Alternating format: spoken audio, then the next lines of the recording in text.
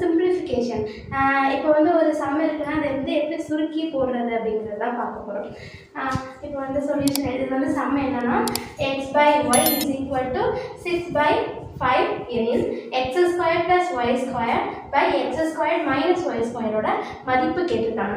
நம்ம என்ன பண்ணணும், அப்போ எக்ஸோட வேல்யூ என்ன எடுத்துக்கலாம், ஈக்குவல்ட்டுக்கு அப்புறம் 6/5ன்னு கொடுத்துருக்காங்களா, அப்போது எக்ஸோட வேல்யூ அதுக்கு நேராவோட வேல்யூ தான் என்னவா இருக்கும்னா அதோட மதிப்பாக இருக்கும். அப்போ எக்ஸ் இஸ் ஈக்குவல் டு 6ன்னு எடுத்துக்கலாம்.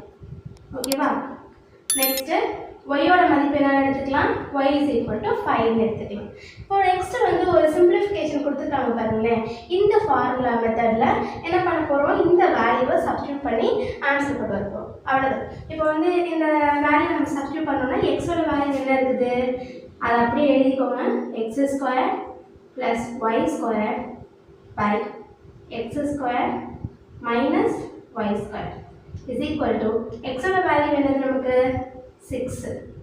ப்ராக்கெட் போட்டுக்கலாம். புரிஞ்சா புரியுற மாதிரி நம்ம சொல்லணும்னா ப்ராக்கெட் போட்டுக்கலாம், ஏன்னா பெருக்கு தானே பண்ணுறோம். அப்போ ப்ராக்கெட் போட்டு பண்ணால் ஈஸியாக இருக்கும். இப்போ x² ப்ளஸ் ஒய்யோட வேல்யூ என்னது 5 ஹோல் ஸ்கொயர் பை x² என்ன வேல்யூ இருக்குது 6² மைனஸ் ஒய்யோட வேல்யூ 5² இருக்கா.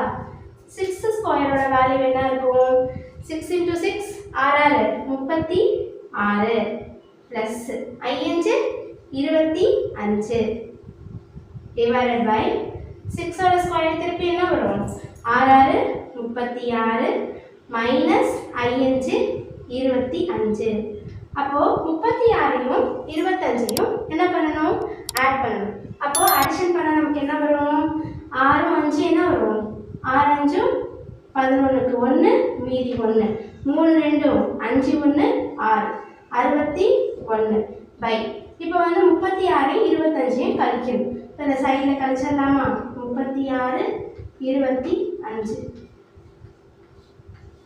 6லேருந்து 5 போச்சுன்னா மீதி 1 3லேருந்து 2 போச்சுன்னா மீதி 1. இப்போ டிவைட் 61 டிவைடட் பை 11. இப்போ இதோட ஆன்சர் என்னது 61 டிவைடட் பை 11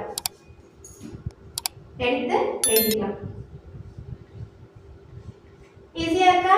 அவ்வளோதாங்க சிம்பிளிஃபிகேஷன். Thank you for all. மறக்காம சர்ப்ரைஸ் பண்ணுங்க. தேங்க்யூ.